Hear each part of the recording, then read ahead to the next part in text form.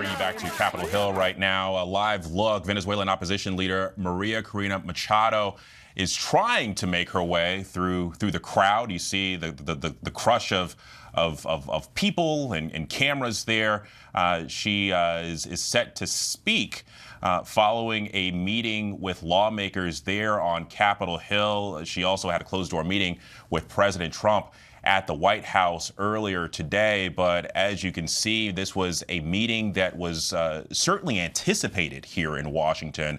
I don't know that we necessarily expected this crush of people. It seems like she's speaking a little impromptu there. I don't know if we can listen in to what she's saying. She's the most recent Nobel Peace Prize winner. I know that she had vowed to share that award with the president. That was something that was of note before this meeting behind closed doors at the White House. And of course, we're awaiting a full readout of that and a full readout from Capitol Hill. But I do know that our senior White House correspondent Selena Wang is monitoring this along with me. And Selena, if you can hear me. Listen, I mean, this was a meeting that was certainly anticipated. And in fact, it really kind of overshadowed another meeting by a special envoy from Venezuela here in Washington with lawmakers. Yeah, look, I mean, Machado was just meeting with the president at the White House, and then now she's over at the Capitol. She recently she just moments ago wrapped up a meeting with a bipartisan group of senators. And so there's a lot of questions about what her future is going to be, what the future of Venezuela is going to look like, when will there be elections. We've seen that the president is currently very comfortable working with what's left of the Maduro regime, despite capturing and ousting Nicolas Maduro. The president has expressed that he is satisfied working with Delcy Rodriguez, who is Maduro's vice president, now the acting president. And Trump, meanwhile, has sidelined Maria Machado, who's about to speak any moment now, saying that he doesn't believe she has the respect or the support within Venezuela to lead the country, despite the fact that her party is credited with winning that last election in Venezuela, but was blocked from taking power because of the Maduro regime. So it's unclear what she achieved out of that meeting from President Trump. You'll be certain that reporters will certainly press her about what she heard from the president. But today, during the White House briefing, Press Secretary Caroline Leavitt said that President Trump has not changed his views on Machado. Yeah, and it is an interesting point to bring up that the president said that he doesn't believe that she has support. Like, what does support look like, especially if she's believed to have won the last election? Any indication what President Trump means by that, Selena? Well, look, it's clear that the administration is focused on stability and oil in Venezuela, and the administration has expressed that the current Maduro, what's left of the Maduro government, the leadership there has been very cooperative with the United States. Caroline Leavitt said thus far they've given the U.S. everything they've asked for when it comes to cooperation on rebuilding the energy infrastructure, I'm going to interrupt you for just industry. Hey, Selena, I'm going to interrupt for just a minute. It looks like she's speaking in English. Let's listen in for a sec here. Kept that medal for the rest of his life.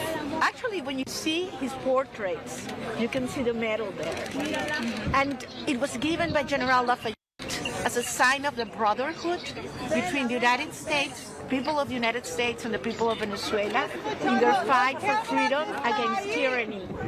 And 200 years in history, the people of Bolivar are giving back to the heir of Washington a medal, in this case a medal of the Nobel Peace Prize, as a recognition for his unique commitment with our freedom.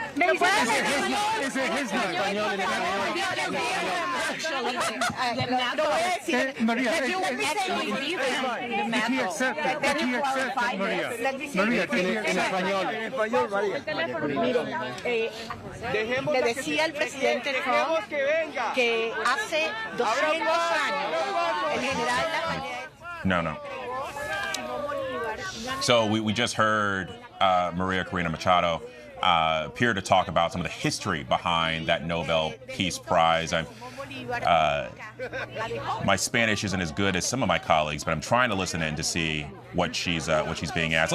Listen, I mean, context here. I mean, people get interviewed on the steps of the Capitol and outside the Capitol fairly regularly, but and it is pretty regular to see hordes of photographers and reporters asking questions, but this is a very unique crush of media interest here, and it kind of speaks, I think, to the situation there in Venezuela and also the interest. But before she broke away there for a second, we did hear her talk about wanting a peaceful transition. That was also something that we heard echoed by our political analyst on Venezuela earlier in the show, Liz Rebecca, who also mentioned these next elections coming up in Venezuela. That was something that they were going to certainly be paying attention to. We're also monitoring Maria Corina Machado as she continues to kind of make her way there. We see our senior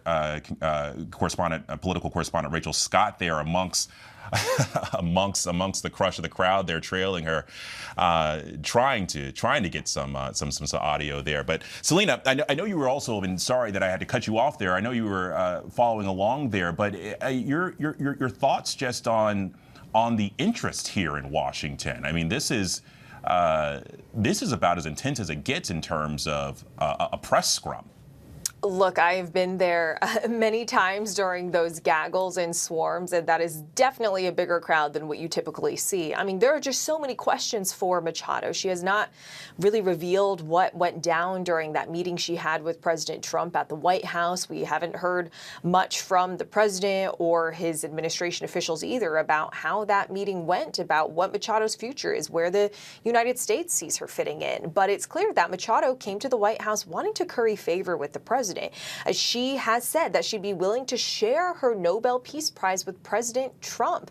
Of course, we know that Trump has made it very clear that he would like the Nobel Peace Prize for himself. And when asked recently whether he'd change his mind about Machado if she were to give him her Nobel Peace Prize, the president's response was that he can't think of anyone in history who deserves the prize more than he does. But the Nobel Institute has said the rules are clear. You cannot revoke, transfer, or share the Nobel Peace Prize with somebody else.